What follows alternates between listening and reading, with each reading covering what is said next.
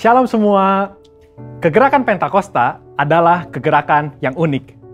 Mengapa unik? Pernahkah saudara terbayang satu gerakan rohani yang dalam tempo 1 abad telah menyebar sampai ke 27% kekristenan yang ada? Kegerakan yang bergerak cepat ini memiliki pilar-pilar teologi yang perlu kita pahami. Pada Voice of Pentecost kali ini, kita akan membahas mengenai 5 pilar teologi Pentakosta. Apa saja 5 pilar teologi Pentakosta itu? Yang pertama, Jesus as Savior, atau pilar keselamatan. Keselamatan adalah momen di mana seorang bertobat dan menerima Yesus sebagai Tuhan dan Juru Selamat. Pengakuan iman GBI berkata, semua manusia berdosa dan kehilangan kemuliaan Allah, sehingga harus bertobat dan berpaling kepada Allah untuk menerima pengampunan dosa. Pertobatan mencakup peristiwa di mana seorang mendengar kabar Injil tentang karya Kristus, meresponi Injil dengan iman dan pertobatan, dan mengalami perjumpaan secara pribadi dengan Yesus. Hal ini yang terjadi ketika Petrus berkhotbah dalam Kisah Para Rasul 2 ayat 16-35. Di ayat 37 disebutkan bahwa orang-orang yang mendengar sangat terharu dan memberikan respon yaitu bertobat dan menerima Yesus sebagai Tuhan dan Juru Selamat. Bukankah hampir sebagian besar khotbah-khotbah dari Pentakosta menekankan akan pertobatan dan kepercayaan kepada Yesus sebagai Juru Selamat pribadi? Yang kedua, Jesus as Sanctifier, atau pilar pengudusan. Ketika seorang diselamatkan, dia memasuki proses yang bernama pengudusan. Pengakuan iman GBI berkata penyucian hidup adalah buah kelahiran baru karena percaya dalam darah Yesus, dikerjakan oleh kuasa firman Allah dan Roh Kudus. Karena itu kesucian itu azas dan prinsip hidup umat Kristen. Insan Pentakosta percaya bahwa anugerah keselamatan harus diresponi dengan benar dalam takut akan Allah. Filipi 2 ayat 12-13 berkata, kerjakan keselamatanmu dengan takut dan gentar. Karena Allah lah yang mengerjakan di dalam kamu, baik kemauan maupun pekerjaan menurut kerelaannya. Di sini terlihat tanggung jawab orang percaya untuk mengerjakan keselamatannya, atau menguduskan kehidupannya dalam takut akan Allah. Proses pengudusan ini akan kita jalani selama kita hidup, dengan tujuan agar kita menjadi segambar dan serupa dengan Kristus.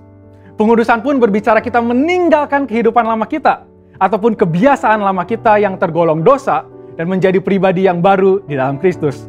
Tidak lagi hidup di dalam dosa. Yang ketiga, Jesus as Spirit Baptizer, atau pilar baptisan Roh Kudus. Ini adalah bagian penting dan merupakan pilar sentral yang mengikat keseluruhan 5 pilar yang ada. Baptisan Roh Kudus yang dimaksud adalah baptisan yang dialami setelah seorang lahir baru, sebuah pengalaman yang juga bisa disebut sebagai kepenuhan roh, pencurahan roh, dan menerima Roh Kudus. Tanda awal seorang dibaptis oleh Roh Kudus adalah dia berkata-kata dalam bahasa roh sebagaimana yang diilhamkan oleh Roh Kudus. Baptisan Roh Kudus akan menghasilkan dampak secara internal maupun eksternal. Secara internal, yaitu kehidupan penyembahan yang lebih intim dengan Bapa. Karena menurut 1 Korintus 14 ayat 2, disebutkan bahwa orang yang menyembah dalam roh adalah mereka yang berkata-kata secara rahasia kepada Bapa. Pada ayat 4 pun dijelaskan bahwa saat kita berbahasa roh, kita sedang membangun diri kita. Secara eksternal, baptisan roh memberikan kuasa untuk menyelesaikan amanat agung. Seperti yang tercatat di dalam Kisah Para Rasul 1 ayat 8, dapat kita lihat di Alkitab bahwa pelayanan para murid berubah begitu mereka menerima baptisan Roh Kudus. Mereka menyembuhkan orang sakit, membangkitkan orang mati, mengusir setan, dan lain sebagainya. Yang keempat, Jesus as Healer, atau pilar kesembuhan ilahi. Di dalam pengakuan iman GBI, kita mempercayai bahwa kesembuhan ilahi tersedia dalam korban penebusan Yesus untuk semua orang percaya. Bagian ini sangat penting, karena kita mempercayai bahwa tanda dan mujizat masih berlaku di zaman ini. Orang yang telah dipenuhi Roh Kudus akan melakukan pelayanan dengan tanda-tanda seperti yang Yesus katakan dalam Markus 16 ayat 18-19. Mereka akan meletakkan tangannya ke atas orang sakit dan orang itu akan sembuh. Dari mana kuasa untuk menyembuhkan itu datang? Dari kepenuhan Roh Kudus yang dijanjikan oleh Bapa kepada setiap orang percaya.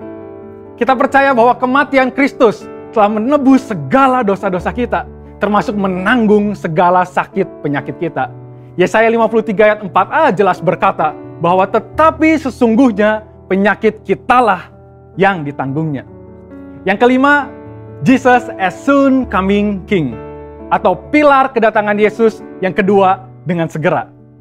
Pilar terakhir ini dipandang sebagai motivasi dan semangat untuk menyelesaikan amanat agung, memberitakan Injil dengan kuasa Roh Kudus, serta hidup dalam kekudusan.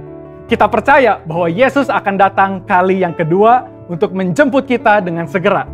Pengakuan iman GBI berkata, Tuhan Yesus Kristus akan turun dari sorga untuk membangkitkan semua umatnya yang telah mati dan mengangkat semua umatnya yang masih hidup, lalu bersama-sama bertemu dengan Dia di udara. Kemudian Ia akan datang kembali dan bersama orang kudusnya untuk mendirikan kerajaan 1000 tahun di bumi ini. Kita percaya kedatangan Yesus untuk yang kedua kalinya untuk menjemput mempelainya yang masih hidup, atau biasa disebut rapture ini, akan terjadi secara tiba-tiba dan tanpa seorang pun tahu kapan waktunya. Ketidaktahuan kapan Yesus akan datang inilah yang akan mendorong setiap kita untuk dapat mempersiapkan diri sebaik-baiknya dan tetap hidup dalam integritas. Saya percaya pemahaman ini membawa kita semakin semangat di dalam menyelesaikan amanat agung dengan api Pentakosta ketiga. Saudara, untuk penjelasan lebih lengkapnya dari tim teologi kami, jangan lupa buka link yang ada di atas atau scan QR Code yang tersedia. Tuhan Yesus memberkati.